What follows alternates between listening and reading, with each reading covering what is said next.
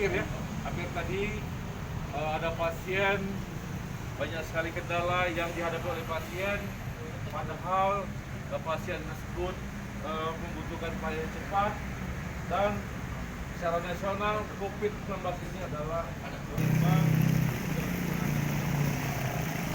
dan pemerintah Kota Palembang semangat yang sama dengan rekan-rekan semua bahwa kita semua wajib termasuk mencari makan, yang tentunya ini yang harus kita perjuangkan dalam hidup.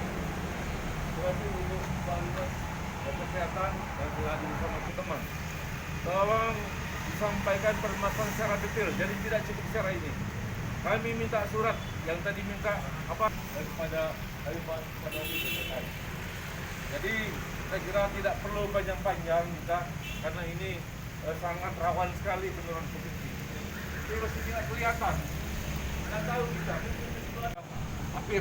Hampir tadi ada pasien, banyak sekali kendala yang dihadapi oleh pasien, padahal pasien tersebut membutuhkan pelayanan cepat, dan secara nasional COVID-19 ini adalah gelombang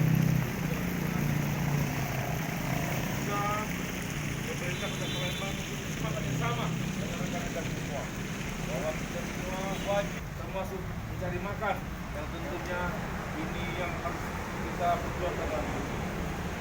Tetapi untuk kualitas kesehatan dan telah bersama teman, tolong disampaikan permasalahan secara detail, jadi tidak cukup secara ini.